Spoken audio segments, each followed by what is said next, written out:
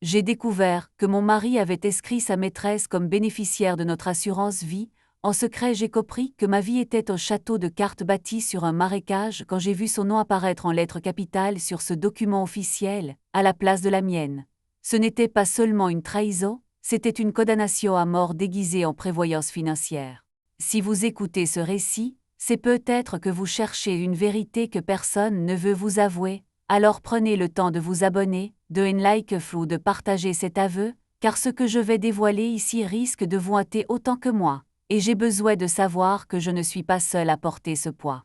Nous vivions dans une sorte de perfection polie, ce genre de vie que l'on expose sur les réseaux sociaux avec des sourires travaillés, un appartement haussmannier aux moulures impeccables, et cette routine confortable de deux cadres parisiens qui pensent avoir tout maîtrisé. Julien était mon pilier, mon ancre, celui avec qui je partageais mes matins embrumés par l'odeur du café fort et mes soirées à refaire le mode autour d'une bouteille de vin rouge. Je le pensais prévisible, rassurant, presque ennuyeux dans sa stabilité. On avait ce langage muet des couples qui se connaissent par cœur. Un simple regard suffisait pour comprendre l'agacement de l'autre face à une file d'attente ou l'envie de quitter une réception mondaine. Je l'aimais non pas avec la passion dévorante de mes vêtements, mais avec cette certitude solide d'une construction commune, une maison que l'on bâtit pierre par pierre, sans jamais imaginer que les fondations puissent être rogées par le sel. Tout a commencé par de minuscules fissures, presque invisibles à l'œil nu. Ces silences prolongés lorsqu'il décrochait son téléphone, cette habitude nouvelle de retourner son écran contre la table en bois massif de la cuisine, ou encore ces réunions tardives qui se multipliaient comme par magie. Au début, je me disais que le travail était exigeant, que la pression du cabinet pesait sur ses épaules. Je lui préparais des dîners tardifs, je lui laissais de l'espace, je jouais la femme compréhensive parce que c'est ce qu'on attend de nous, n'est-ce pas? On nous apprend à être le socle, à être la patience écarnée. Je me revois encore un soir de novembre, caresser ses cheveux alors qu'il semblait absent, perdant son regard dans le vide de notre salon baigné par la lumière bleutée de la télévision. Il a frissonné, mais pas de tendresse. C'était un réflexe de recul, un mouvement furtif que j'ai tenté de justifier par sa fatigue. Pourtant, une petite voix au fond de moi, cette intuition féminine que l'on tente souvent de faire taire sous prétexte de rationalité, ne cessait de gratter à la porte de ma conscience. Pourquoi ces nouveaux boutons de manchette qu'il n'avait jamais portés? Pourquoi ce parfum floral, léger mais entêtant, qui étreignait parfois son col de chemise alors qu'il jurait n'avoir passé la journée qu'avec des collègues en costume austère? Je me sentais devenir une détective dans ma propre maison, fouillant les poches de ses motos avec une autre cuisante, guettant le moindre ticket de caisse, la moindre incohérence dans ses récits. Je me disais que j'étais paranoïaque, que je devenais cette femme jalouse que j'avais toujours méprisée. Je m'excusais intérieurement auprès de lui à chaque fois que je nourrissais un doute, je compensais en étant plus attentionnée, plus présente, plus aimante. C'était une danse pathétique où je cherchais désespérément à combler un vide que je refusais de nommer. La confiance est un édifice étrange. Elle se construit en des années de complicité, de rires partagés devant des films médiocres, de soutien dans les épreuves, de projets de voyage, de simples mots murmurés sous la couette. Mais elle peut s'effondrer en une fraction de seconde, sous le poids d'une évidence glaciale. Je me souviens de cette journée pluvieuse, une grisaille typiquement parisienne qui semblait déteindre sur mon humeur. Julien était parti en déplacement à Lyon pour 2 jours. Il m'avait laissé ses accès au dossier numérique, car il attendait un document urgent de sa banque pour une histoire de déclaration de revenus, une tâche que je prenais habituellement en charge pour nous deux. J'ai ouvert le dossier partagé, naviguant avec une habitude mécanique parmi les factures, les relevés et les contrats. C'est là que le destin, ou peut-être une curiosité malsaine, m'a poussé à cliquer sur un sous-dossier nommé archivage. Je n'avais aucune raison de le faire, c'était purement compulsif. J'ai vu un fichier PDF intitulé « Assurance vie modification bénéficiaire ». Mon cœur a manqué un battement, un réflexe physiologique que je ne pouvais pas contrôler. J'ai cliqué. Le document était daté de 3 mois à peine, une période où il était censé être en voyage d'affaires à Genève, un voyage que j'avais moi-même organisé, en lui réservant son hôtel et son vol. J'ai relu les yeux rivés sur mon écran attendant que les mots changent de sens. Mais non, le bénéficiaire, celui qui recevrait l'intégralité de nos économies, le fruit de mes années de sacrifice, n'était plus mon nom. Ce n'était pas moi, son épouse, celle qui l'avait soutenu quand il n'était rien, celle qui avait ignoré ses défauts et pardonné ses écarts de langage. C'était un nom inconnu, une femme, quelqu'un dont le prénom résonnait dans ma tête comme une gifle cinglante, une signature nette en bas de page, scellant mon éviction de sa vie future. Je me suis assise dans le noir, le silence de l'appartement devenant soudainement assourdissant. Le réfrigérateur bourdonnait, un bruit de fond que je n'avais jamais remarqué auparavant et qui semblait désormais ponctuer chaque seconde de mon agonie. J'ai essayé de respirer, mais l'air semblait manquer, comme si l'oxygène avait été aspiré par la trahison. Pourquoi? C'était la seule question qui cotait, la seule qui persistait au-delà de la colère et de la douleur. Avait-il besoin de cet argent? Non, nous avions largement de quoi vivre. Était-ce une simple formalité sans importance? Non, ce genre de document est un acte délibéré et réfléchi, une signature de volonté. En changeant ce bénéficiaire, il ne se contentait pas de lui offrir un cadeau, il me rayait de l'équation. Il me préparait à disparaître. Je ne pleurais pas. À ce moment précis, j'étais dans un état de choc tel que les larmes semblaient être un luxe trop lourd à porter. J'étais figée, une statue de chair et de sang observant les ruines de son existence. J'ai repensé au soir où il m'embrassait avant de partir, à ces mets qui semblaient si familières, à la douceur de sa voix qui me disait que tout irait bien. Tout était un mensonge, une pièce de théâtre parfaitement orchestrée. Chaque baiser, chaque geste, chaque promesse n'était qu'une réplique dans une mise en scène dont j'étais la seule dupe. Mon mari, celui qui partageait ma vie depuis une décennie, avait une vie parallèle si bien construite qu'il en avait fait sa priorité, au point de vouloir sécuriser l'avenir de cette autre femme alors que le mien était, aux yeux de la loi et de ses banques, devenu caduque. J'ai commencé à me poser des questions sur les mois précédents, sur chaque détail qui m'avait échappé. Les week-ends où il s'était éclipsé pour s'aérer l'esprit, les retours tardifs avec cette odeur subtile de parfum qui n'était pas le mien, ses absences répétées au dîner de famille. J'avais tout mis sur le code du stress, du travail, de la pression sociale. Quelle idiote j'ai été. Quelle femme crédule et aveuglée par l'amour ou, plus probablement, par le confort d'une routine que je refusais de remettre en question. Je me suis sentie humiliée, mais cette humiliation a rapidement été supplantée par une colère froide, une rage sourde qui commençait à se frayer un chemin dans mes veines. Une colère qui, contrairement à la tristesse, me rendait lucide. Une colère qui me disait que si ce mariage était une partie d'échec, alors mon roi venait de faire le mouvement le plus audacieux et le plus cruel, mais qu'il avait oublié qu'il restait une reine sur le plateau. Il allait rentrer demain soir, il ouvrirait la porte avec son sourire habituel, il poserait ses clés dans la coupelle en argent, il m'embrasserait sur le front comme s'il n'avait rien à se reprocher. Il ne se doutait pas que le document qu'il pensait protégé par des mots de passe inaccessibles était en ce moment même devant mes yeux. Il ne savait pas que le masque était tombé. Je me suis levée et j'ai commencé à arpenter le salon. Je regardais nos photos encadrées, nos souvenirs de vacances en Italie, nos sourires figés dans le temps. C'était tout ça qu'il avait brisé. Non pas par un accident, mais par choix, froidement, avec une précision chirurgicale. Il m'avait vendu, ou plutôt, il avait parié sur ma faie, car une assurance vie, c'est avant tout une protection pour les survivants. En me supprimant du contrat, il ne me disait pas seulement qu'il ne m'aimait plus, il me disait qu'il était prêt à ce que je ne sois plus là. Il l'avait peut-être même envisagé. Le frisson m'a parcouru tout le corps. L'idée même que mon mari puisse projeter un mode où je n'existais plus, un mode où une autre femme recevrait les fruits de ma vie, était insupportable. Ce n'était plus de la jalousie, c'était de la survie. Je devais comprendre qui elle était. Je devais comprendre depuis quand. Je devais savoir jusqu'où ce mensonge s'étendait. J'ai repris le clavier, mes doigts tremblant à peine, et j'ai commencé à creuser, fouillant dans ses historiques de navigation, dans les métadonnées de ses photos, dans le moindre recoin de sa vie numérique. J'étais devenue un fantôme chez moi, une prédatrice traquant sa proie dans les méandres d'une intimité que je pensais partager. Chaque clic révélait une nouvelle facette de cet inconnu qui habitait mon appartement. J'ai découvert des réservations de restaurants que je ne connaissais pas, des messages cryptés, des échanges qui ne laissaient aucune place au doute sur la nature de leur relation. Ce n'était pas un simple écart, une passade sans lendemain. C'était une vie entière, une seconde réalité qu'il entretenait avec une méticulosité terrifiante. Ils avaient des projets, ils parlaient de l'avenir, ils échangeaient des mots doux que je croyais réservés à notre couple.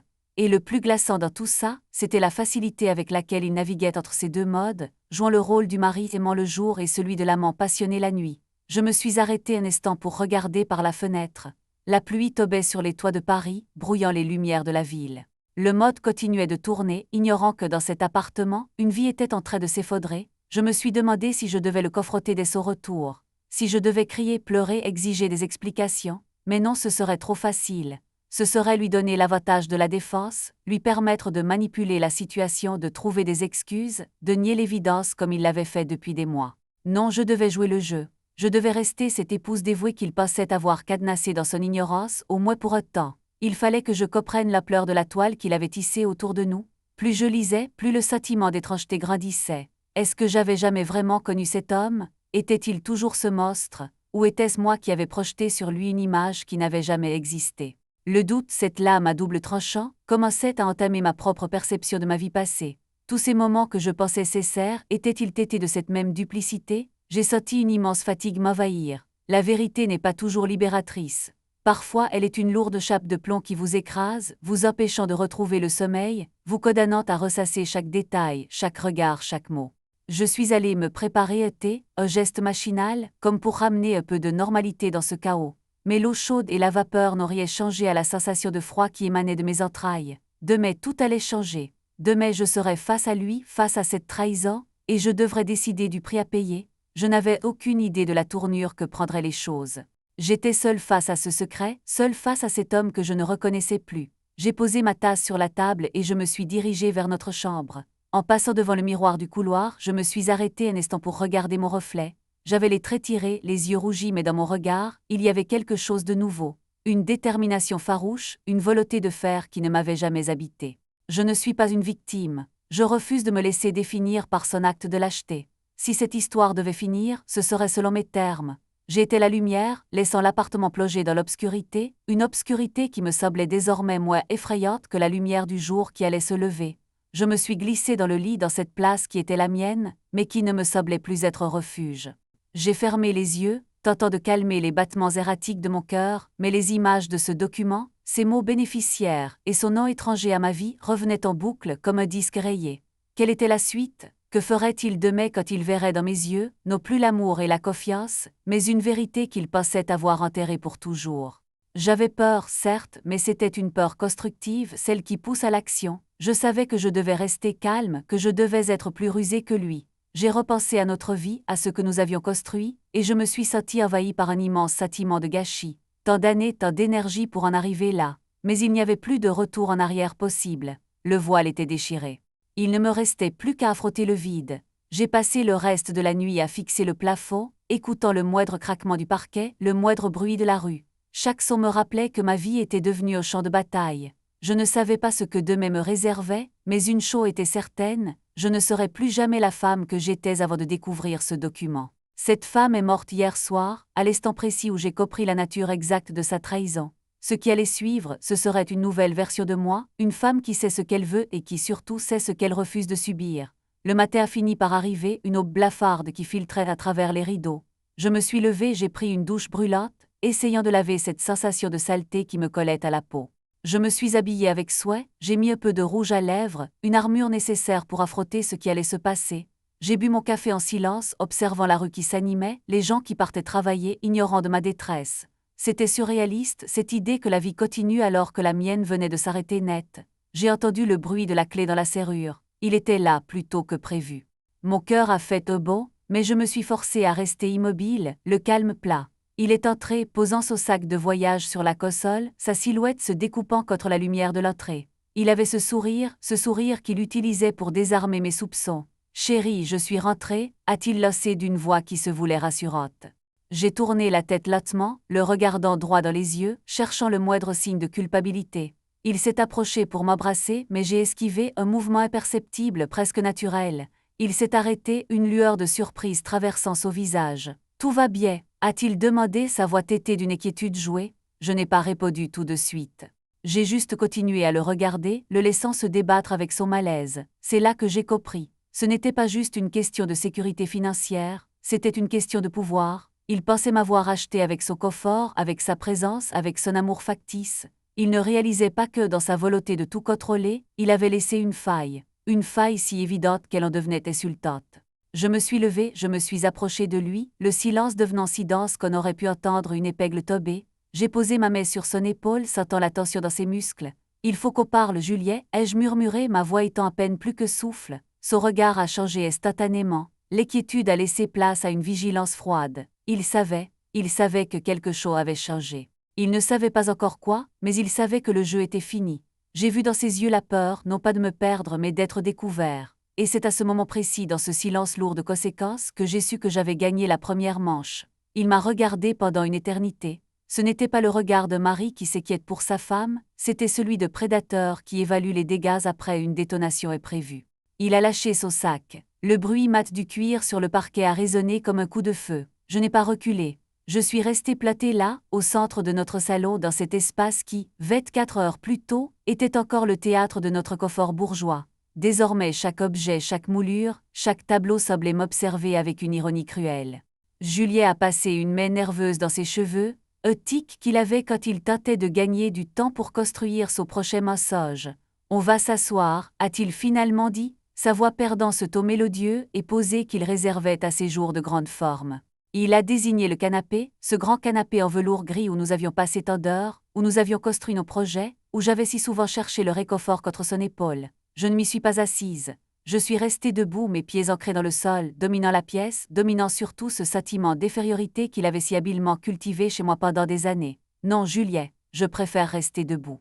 Je préfère voir les choses avec clarté, sans le confort du velours pour m'engourdir. Il a haussé les épaules, un geste dédaigneux qui m'a fait m'ôter le sang aux joues. Il pensait que j'allais faire une scène, que j'allais pleurer, que je lui demanderais des cotes avec les yeux rougis et la voix tremblante. Il se préparait à la confrontation émotionnelle classique, celle qu'il sait gérer, celle qui finit toujours par une réconciliation tiède autour de verres de vin. Mais je ne lui ai pas offert ce plaisir. Ma colère n'était pas une émotion diffuse, c'était une arme blanche, froide, précise, polie par une nuit entière d'insomnie et de recherche numérique. Tu as passé une bonne réunion à Genève. Ai-je demandé, ma voix trahissant une neutralité si parfaite qu'elle semblait presque artificielle. J'ai vu sa mâchoire se crisper. Il a repris son contenance, ce masque social qu'il porte si bien pour ses réunions de conseil. C'était long, fastidieux. Tu connais les clients, ils ne savent jamais ce qu'ils veulent vraiment, a-t-il répondu avec une désinvolture déconcertante. J'ai souri. Un sourire qui ne touchait pas mes yeux, un sourire qui, je l'espérais, le transperçait. C'est vrai, Juliet, les gens changent d'avis, ils modifient leur contrat, ils oublient parfois qu'ils l'ont choisi au début. N'est-ce pas? Le silence qui a suivi était épais, saturé d'électricité. Il ne m'a pas répondu. Il s'est contenté de me fixer, ses pupilles se dilatant à mesure qu'il comprenait que je ne parlais pas de ses clients. J'ai sorti mon téléphone de ma poche, lattement, comme si je sortais une pièce à conviction dans un film noir. Je ne lui ai pas montré l'écran. Je voulais qu'il devine. Je voulais qu'il voie la terreur ramper sur son visage, centimètre par centimètre. J'ai passé la journée à faire des captures d'écran, à archiver des preuves, à constituer un dossier sur sa vie secrète. Je connaissais maintenant le nom de celle qu'il avait inscrite sur ce contrat. Elle s'appelait Sophie. Une jeune femme dans son agence, une collaboratrice qu'il m'avait présentée une fois, lors de cocktails, comme une stagiaire prometteuse, promise en effet. J'ai vu dans ses yeux l'instant exact où le nom a fait irruption dans son esprit. La panique pure animale. Il a fait un pas vers moi, cherchant à réduire la distance, cherchant sans doute à m'intimider ou à m'amadouer, ces deux faces d'une même pièce qu'il utilisait contre moi. Ne t'approche pas, ai-je tranché, la voix dure comme le marbre. Je ne suis pas venu pour discuter de tes frustrations ou de tes besoins d'homme en quête de nouveauté. Je suis venu pour comprendre pourquoi tu as cru bon de me supprimer, de me rayer de ta propre prévoyance. Pourquoi, Juliet, pourquoi ce document? Il a tenté de rire, un rire nerveux, creux, pathétique. C'est une erreur, une confusion administrative, a-t-il laissé, son regard fuyant vers la fenêtre, vers la rue, cherchant une échappatoire. Une erreur qui porte le nom de Sophie, la stagiaire que tu as fait embaucher en CDI le mois dernier. J'ai lâché le prénom comme une insulte. Son visage s'est décomposé, le masque a volé un éclat, laissant place à une expression de défaite brute. Il ne savait plus quoi dire. Il n'y avait plus de défense possible contre une vérité aussi documentée, aussi concrète. Tu n'es pas seulement un menteur, Juliet, tu es un calculateur. Tu as organisé ta vie comme si tu pouvais gérer deux familles, deux futurs, deux existences sans que les lignes ne s'entrechoquent jamais. Mais tu as oublié une chose. Tu as oublié que je suis celle qui gère nos papiers. Tu as oublié que je suis celle qui lit les petits caractères, celle qui vérifie les virements, celle qui connaît chaque centime qui entre et qui sort de nos cotes. Tu m'as sous-estimé. Tu m'as cru docile, occupé par mon travail, aveuglé par notre routine, incapable de voir au-delà du nez de ton propre égoïsme. Il a fini par s'asseoir, s'effaudant presque dans le canapé. Il avait l'air soudainement vieux, épuisé par le poids de son propre mensonge. Mais je n'avais aucune pitié pour lui, aucune. La pitié, c'est pour ceux qui souffrent par accident, pas pour ceux qui planifient la chute de l'autre avec le sourire. J'ai commencé à marcher dans la pièce, racontant ce que j'avais découvert, sans crier, sans m'énerver, avec la précision froide de chirurgien qui énumère des tumeurs. J'ai parlé des hôtels réservés à mon insu, des cadeaux achetés avec nos cotes jouets, de ces dîners où il me disait être en conférence alors qu'il était avec elle, à 3 rues de notre appartement. Chaque mot que je prononçais était une claque. À chaque révélation, il se recroquevillait davantage. Il a essayé de dire quelque chose, de bredouiller des excuses sur le manque d'attention, sur le besoin de se sentir vivant, des possibles de marivolages qui cherchent à rendre leur trahison compréhensible. Je l'ai coupé net. Arrête, ne cherche pas à expliquer l'inexplicable. Ce n'est pas une question de sentiment, c'est une question de respect. Tu as signé ce document, tu as mis son nom à la place du mien, tu as choisi qui tu voulais voir survivre. Et tu as choisi elle. Alors ne me parle pas d'amour, ne me parle pas de nous, il n'y a plus de nous. Il a levé les yeux vers moi, et pour la première fois, j'ai vu de la peur, de la vraie peur. Pas la peur d'être découvert, mais la peur de perdre ce qu'il pensait acquis. Il réalisait que j'avais les cartes en main, que je pouvais détruire sa réputation au cabinet, contacter son associé, révéler sa liaison et sa malhonnêteté financière à ceux qui cotaient pour lui. Il a essayé de se justifier, de promettre qu'il allait annuler, que tout allait revenir comme avant, que c'était une folie passagère. Ses mains tremblaient, c'était pitoyable. Mais le pire n'était pas la trahison en elle-même.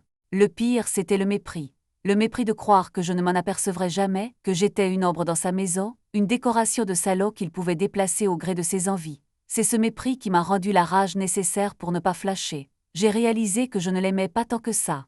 J'aimais l'idée que je me faisais de lui, cette image de l'homme idéal que j'avais poli et entretenu pendant des années. Mais cet homme, celui qui était assis devant moi, un homme lâche, moteur, prêt à tout pour garder ses deux jouets, celui-là je ne le connaissais pas. Ou plutôt je ne voulais pas le connaître. Je me suis approché de lui, je me suis penché au-dessus de lui, sentant son souffle court, cette odeur de parfum qu'il avait tenté de masquer avec un autre, un mélange nauséabond de mensonges. Tu sais ce qui m'effraie le plus. Ai-je murmuré, presque à son oreille, ce n'est pas ce que tu as fait. C'est de penser que j'ai dormi pendant 10 ans à côté d'un étranger, que j'ai partagé mon lit, mon corps, ma vie avec un homme qui me regardait tous les matins en sachant qu'il préparait déjà mon éviction.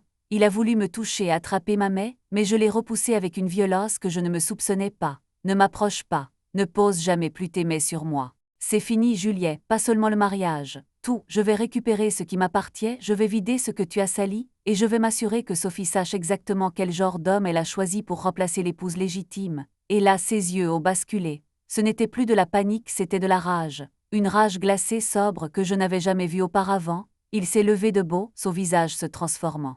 Il n'était plus le mari infidèle suppliant, il était devenu autre chose, une menace. Tu ne feras rien du tout, a-t-il sifflé, sa voix perdant toute humanité. Tu ne sais pas dans quoi tu t'embarques. Tu crois que tu es la seule à avoir des dossiers, tu crois que tout ce que nous avons c'est grâce à toi. Tu es une arriviste, une femme aigrie qui ne supporte pas que son mari puisse avoir une vie en dehors de ces 4 murs.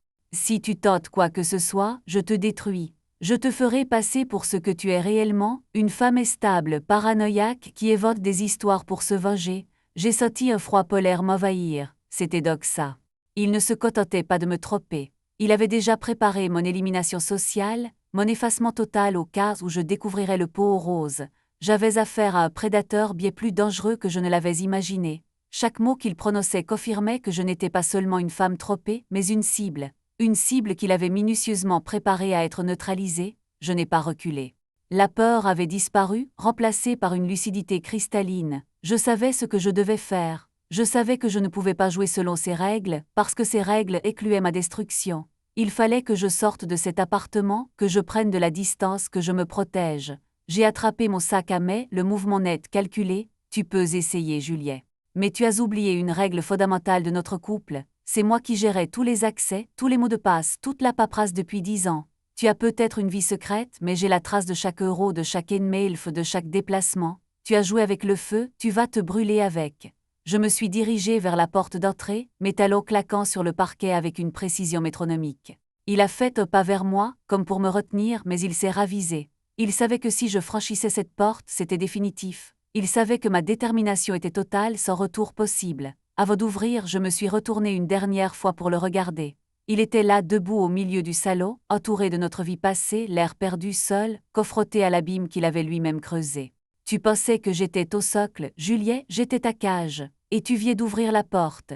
Je suis sortie dans le couloir, le bruit de la porte qui se fermait derrière moi marquant le début d'une nouvelle existence. Je suis descendue les escaliers en courant, sans me retourner, sans une larme, le cœur battant à tout rompre, mais avec une sensation de liberté grisante. La pluie tombait encore sur Paris, une pluie fine, froide, qui me semblait purificatrice. Je marchais dans la rue, parmi les passants, me sentant comme une rescapée de naufrage. Mais alors que j'arrivais à ma voiture, une pensée m'a traversé l'esprit, me faisant m'arrêter net. Si j'avais tout vu, tout lu, tout compris, pourquoi était-il si confiant dans ses menaces? Pourquoi ne pas avoir essayé de m'empêcher de partir physiquement, de m'arracher ce téléphone? Il y avait quelque chose qu'il ne m'avait pas dit. Quelque chose de plus grave, de plus sobre que cette simple assurance vie. Un détail, une information que j'avais ratée en consultant ces dossiers numériques, une pièce manquante dans ce puzzle de trahison. J'ai sorti mon téléphone et j'ai commencé à parcourir à nouveau les fichiers que j'avais téléchargés. Mon cœur battait si fort que j'avais du mal à me concentrer. Je suis remontée dans les logs de son ordinateur, cherchant, fouillant, comparant les dates et les montants. Et là, au détour de relevé bancaire, j'ai vu un virement. Pas une somme anodine, pas un paiement pour un restaurant ou un cadeau pour Sophie. Un virement massif, vers un compte offshore, à un nom qui m'était inconnu, mais qui, en lisant la référence, m'a glacé le sang. Ce n'était pas juste de l'argent de côté, c'était une somme colossale qui provenait de comptes professionnels dont il n'aurait jamais dû avoir le contrôle total. Une fraude, un détournement de fonds à une échelle qui pouvait l'envoyer en prison pour des années, et le destinataire du virement. Le nom sur le compte était celui de son associé. Son mentor, celui qui lui faisait confiance aveuglément, celui qui l'avait propulsé dans sa carrière. Il ne trompait pas seulement sa femme, il volait son entreprise. La panique m'a saisi non pas pour moi, mais pour l'ampleur de ce qu'il était capable de faire. Il ne se contentait pas d'être un mari fidèle, c'était un criminel. Et en découvrant ce virement, j'étais devenue une témoin gênant, une preuve vivante de sa malhonnêteté. Il ne m'avait pas menacé par simple colère, il m'avait menacé parce que je savais, parce que j'avais la preuve de ce crime. Soudain une lumière a balayé la rue. Une voiture ralentissait à ma hauteur. Mon cœur s'est arrêté. J'ai regardé dans le rétroviseur intérieur. Une silhouette sobre, familière, se dessinait à travers la vitre teintée. C'était lui, il était descendu, il m'avait suivi, mon sang s'est glacé. J'ai verrouillé les portières de ma voiture, les mets tremblantes. Il s'est garé juste devant moi, bloquant ma sortie. La portière s'est ouverte et il est descendu, avançant vers moi sous la pluie battante. Il n'avait plus ce regard de mari humilié. Il avait le regard de quelqu'un qui n'a plus rien à perdre, quelqu'un qui a été poussé dans ses derniers retranchements. J'ai démarré le moteur, mes doigts glissant sur le volant. Il s'est approché de ma vitre, cognant doucement avec ses phalanges. Un geste qui, dans un autre contexte, aurait été tendre, mais qui ici était une menace insupportable. Il avait ce sourire de prédateur qui sait qu'il a pris sa proie. Il a baissé la vitre juste de centimètres, juste assez pour qu'on puisse parler. « Tu ne devrais pas être parti si vite », a-t-il dit, sa voix calme, presque apaisante, ce qui rendait la scène encore plus terrifiante. « Tu as oublié quelque chose, chérie, tu n'as pas vu le dernier document du dossier, celui qui change tout, celui qui montre que tu n'es pas seulement témoin mais complice. » J'ai senti le mode s'écrouler autour de moi. Complice comment? J'ai essayé de comprendre, de réfléchir, de repasser en revue chaque opération que j'avais effectuée pour nous, chaque signature que j'avais donnée, chaque document que j'avais validé. J'avais toujours été prudent, toujours vérifié, toujours été honnête. Mais il avait une telle assurance, une telle certitude dans sa voix que j'ai senti le doute s'immiscer. Il a sorti une feuille de sa poche, une simple feuille pliée, et l'a posée sur ma vitre. « Regarde », a-t-il murmuré, « regarde bien. C'est ta signature, n'est-ce pas, au bas de cet acte de cession de part daté d'il y a 6 mois. » J'ai regardé la feuille, mes yeux scannant les lignes, la signature, la date. C'était bien ma signature, mais je ne me souvenais pas avoir signé ça. Je ne me souvenais absolument pas de ce document. Il m'avait fait signer des dizaines de papiers pendant ces derniers mois, des épaux, des assurances, des contrats de gestion. Il m'avait piégé. Il avait glissé ce document parmi d'autres, en sachant que je lui faisais confiance, en sachant que je ne prendrais pas le temps de tout lire en détail. Il m'avait transformé en complice de son détournement. Si l'enquête éclatait, si la vérité sur son entreprise sortait, je serais entraîné dans sa chute. Il avait non seulement prévu mon éviction, mais il avait aussi prévu mon aliénation, ma destruction par association. J'étais lié à lui pour le meilleur et surtout pour le pire. J'ai senti une nausée m'envahir. C'était un coup de maître. Il avait verrouillé ma sortie, il avait créé une situation où je ne pouvais pas le dénoncer sans me détruire moi-même. Il avait fait de moi son bouclier, son alibi. Tu vois, a-t-il continué, son sourire s'élargissant, tu ne peux pas partir, tu ne peux pas parler, parce que si tu le fais, nous coulons ensemble. Et je m'assurais de couler plus lentement que toi, j'étais paralysée, la peur, la rage, la frustration, tout se mélangeait en moi. J'avais essayé de me libérer, de m'enfuir de cette vie de mensonge, et je me retrouvais encore plus piégée qu'avant. Il avait gagné. Il avait tout prévu, tout orchestré, il avait transformé ma volonté de vérité en une arme contre moi-même. Mais alors que j'allais céder, que j'allais baisser les bras devant l'ampleur de son machiavélisme, un détail, un tout petit détail, a attiré mon attention sur la feuille qu'il tenait, la date. Il y avait une erreur dans la date du document, une erreur de frappe, un jour qui n'existait pas dans le calendrier de cette année-là, le 30 février. J'ai levé les yeux vers lui, un sourire commençant à se dessiner sur mes lèvres, un sourire qui n'était pas de peur mais de victoire. Il avait fait une erreur grossière de débutant dans son empressement à me piéger. Il avait utilisé un faux, un document fabriqué à la hâte, une pièce qu'il ne pourrait jamais présenter devant un juge. Il pensait que j'étais une idiote, que je ne ferais pas attention, que je serais trop terrifiée par la menace pour vérifier. Mais il avait oublié que j'étais une femme qui vérifiait tout, qui savait tout. Tu es bien moins intelligent que tu ne le penses, Juliet, ai-je murmuré, ma voix étant redevenue ferme, tranchante. Tu as fait une erreur sur le document. Une erreur qui prouve non seulement que c'est un faux, mais que tu es le seul responsable de sa création. Son sourire s'est effacé instantanément. Il a regardé la feuille, ses yeux parcourant les lignes et la date cherchant l'erreur, il a pâli. Il a réalisé ce qu'il avait fait. Il a essayé de reprendre le document mais j'ai accéléré. La voiture a bondit en avant, manquant de le renverser alors qu'il essayait de me retenir. J'ai fui loin, très loin de lui, le cœur battant, l'esprit en ébullition. Je ne savais pas où j'allais, je ne savais pas ce que j'allais faire, mais une chose était certaine, le jeu venait de changer. Il avait cru me piéger, il m'avait donné l'arme pour l'anéantir. Je roulais dans les rues sobres de Paris, la pluie frappant mon pare-brise, sentant la montée une rage nouvelle, pure, indoptable. Ce n'était plus la rage de la femme trompée, ce n'était plus la rage de la victime. C'était la rage de la survivante, de la femme qui sait qu'elle a tout ce qu'il faut pour détruire celui qui a tenté de l'effacer. Le combat ne faisait que commencer. J'avais la preuve de sa fraude, j'avais la preuve de sa tentative de me piéger, et j'avais la détermination nécessaire pour aller jusqu'au bout.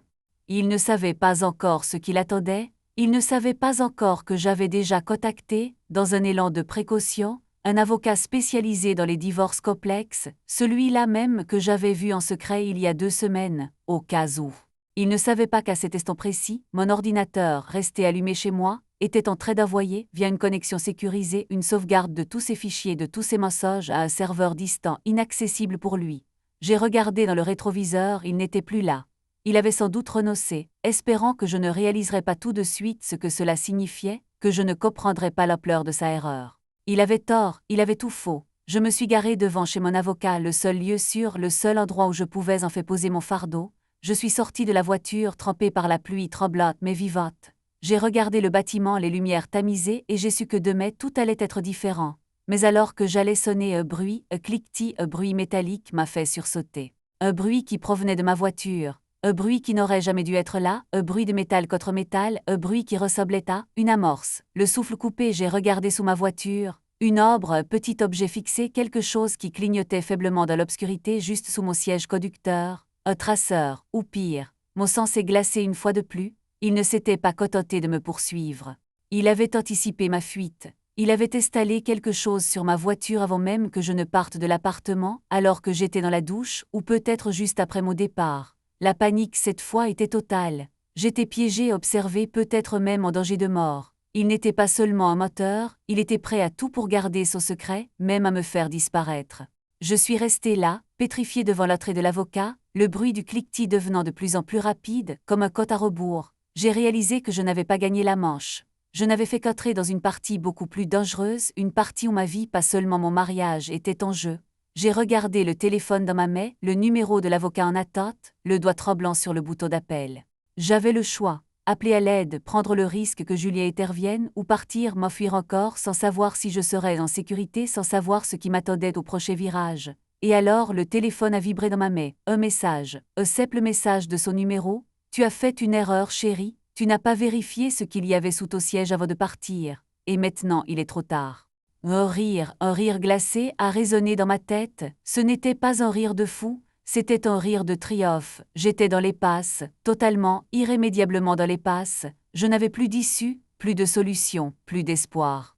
Juste le silence oppressant de la nuit parisienne, la pluie froide qui continuait de tomber, et ce petit bruit, ce tic-tac, ce compte à rebours qui marquait, seconde après seconde, la fin de ma vie, la fin de ma quête, la fin de tout ce que j'avais cru être la vérité. J'ai fermé les yeux une dernière fois et j'ai attendu. Attendu que la vérité, la vraie, celle qui ne dépend pas des documents, des preuves ou des mensonges, finisse par éclater. Mais dans l'obscurité, je n'ai rien entendu d'autre que les battements de mon propre cœur, de plus en plus lents, de plus en plus faibles, alors que je m'apprêtais à affronter seule la nuit la plus sobre de mon existence. Il ne me restait plus qu'une question, la seule question qui cotait vraiment, alors que le compte à rebours approchait de sa fin. Qui était vraiment Juliet ? Et qui étais-je, moi, pour avoir cru pouvoir percer son secret? La lumière des phares d'une voiture a balayé la rue, m'aveuglant un instant. Je n'ai pas bougé. J'étais prête. Prête à tout, prête à n'importe quoi, sauf à vivre une seconde de plus dans ce mensonge. Et dans ce moment de calme absolu, juste avant que tout ne bascule, une pensée m'est venue, une pensée si simple qu'elle en devenait terrifiante. La vérité n'est pas ce que l'on découvre. La vérité, c'est ce que l'on accepte de voir, même quand cela nous détruit. Et j'avais tout vu. J'ai en fait appuyé sur le bouton d'appel. La sonnerie a retenti 1, 2, 3 fois, puis une voix a décroché, pas celle de l'avocat. Une voix que je connaissais trop bien, la voix de Juliet. « Allô chérie, tu es prêt à parler ?» Le silence qui a suivi le son de sa voix n'était pas celui d'une conversation téléphonique, mais celui d'une exécution. Je ne savais pas comment il avait piraté la ligne, comment il avait pu détourner mon appel vers son propre téléphone, mais à cet instant, la technologie importait peu. Il était partout. Il était l'air que je respirais, le téléphone que je tenais, l'ombre qui se projetait sur le pavé mouillé sous les réverbères blafards du quartier. Ma main, celle qui tenait le mobile, ne tremblait plus. Elle était devenue aussi rigide que le métal que je venais de découvrir sous le siège de la voiture. Je n'ai pas répondu tout de suite. J'ai respiré l'odeur de l'ozone et de la pluie, une odeur de fait du mode, et j'ai regardé le petit boîtier clignotant sous le châssis avec une curiosité presque détachée. « Pourquoi es-tu là, Juliet ?» ai-je demandé, ma voix sortant comme un souffle de glace dénué de toute émotion humaine. Je n'attendais pas de réponse. Je voulais simplement l'attendre respirer à travers le cabinet. J'avais besoin de confirmer que l'homme que j'avais aimé, celui avec qui j'avais partagé 10 ans de silence et de promesses, était devenu ce monstre froid, ce prédateur qui jouait avec ma vie comme avec une souris. Le rire qui a jailli de l'appareil était court, sans aucune trace d'humour. Il était empreint d'une fatigue infinie, celle d'un homme qui a trop longtemps maintenu une façade insoutenable. « Tu ne comprends toujours pas, n'est-ce pas ?» a-t-il murmuré, sa voix se faisant presque caressante, presque comme au temps où nous étions heureux. Tu crois que tout cela tourne autour de moi, de mon argent, de mes massages, de cette pauvre Sophie. Mais tu es bien plus au centre du problème que tu ne l'imagines. Tu as toujours été celle qui observait, celle qui notait, celle qui archiverait. Tu m'as étouffé avec ton regard analytique, avec ta manie de vouloir tout comprendre, tout contrôler. Tu es devenue ma propre prison et j'ai dû me libérer par tous les moyens nécessaires. Je l'ai écouté parler, détaillant ma vie comme s'il s'agissait d'une autopsie. Il ne me voyait pas comme sa femme. J'étais une erreur de calcul dans sa trajectoire, une pièce de mobilier dont il avait oublié de se débarrasser. Je me suis penchée, posant ma main sur la portière, prête à sortir, prête à courir, même si je savais que la voiture était piégée, que chaque mouvement était peut-être le dernier. Le tic-tac sous le siège s'est accéléré. Un son implacable qui semblait marquer le battement de mon propre cœur. La peur, qui m'avait tenue captive pendant des heures, s'est soudainement évaporée, laissant place à une clarté brutale. « Tu as raison, Juliet » ai-je répondu en me redressant, le regard fixé sur la devanture sobre du cabinet d'avocat. J'étais à prison. Mais les prisons finissent toujours par s'écrouler, surtout quand les fondations sont pourries par le mensonge. Tu as voulu faire de moi ta complice, tu as voulu m'entraîner dans ta chute, mais tu as oublié une seule chose. On ne peut pas détruire quelqu'un qui n'a plus rien à perdre. Tu m'as tout pris, le respect, la confiance, la maison, l'idée même de notre futur. Tu m'as laissé nue devant la vérité. Et tu sais ce qu'il y a de plus dangereux au monde? Une femme qui n'a plus peur. Il a commencé à parler, à protester, à vouloir reprendre le contrôle, mais j'ai coupé l'appel. J'ai jeté le téléphone sur le trottoir, le regardant se briser en plusieurs morceaux sous la lumière crue de lampadaire. Ce geste simple, définitif, a été la première décision libre de ma nouvelle vie. Je me suis éloignée de la voiture. J'ai marché sans me retourner, sans courir, avec une lenteur calculée presque solennelle. Je sentais le froid de la pluie sur mon visage, une sensation vivante, réelle, loin des artifices de notre appartement. Je n'ai pas entendu l'explosion. Ce fut un souffle, un déplacement d'air soudain et violent qui a balayé la rue, faisant voler des débris de verre et de métal dans un fracas assourdissant.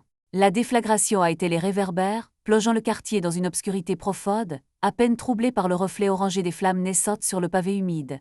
Je me suis arrêtée à une dizaine de mètres, le souffle coupé, les cheveux balayés par le choc thermique. La voiture, celle qui avait été mon refuge, mon symbole de fuite, n'était plus qu'une carcasse béante, dévorée par un incendie que la pluie ne parvenait pas à étouffer. Personne n'est sorti des maisons alentours, tout semblait figé dans une bulle de silence après le chaos. J'étais là, debout, indemne, une survivante au milieu des cendres d'une vie qui ne m'appartenait plus. J'ai regardé les flammes danser, ces flammes qui emportaient avec elles les preuves de sa fraude, les faux documents, toute cette machinerie administrative qu'il avait montée pour me piéger. Tout avait disparu dans ce brasier, y compris son arrogance, sa certitude de me dominer, et cette mémise qu'il pensait avoir sur mon existence. J'ai fouillé dans la poche de mon manteau, et j'ai sorti une petite clé USB. celle que j'avais glissée à l'intérieur avant de sortir, celle qui contenait non pas une sauvegarde de ce qu'il avait fait, mais une copie cryptée de nos codes réels, de nos conversations enregistrées, de toutes les preuves tangibles de sa duplicité que j'avais patiemment récoltées durant ces derniers mois.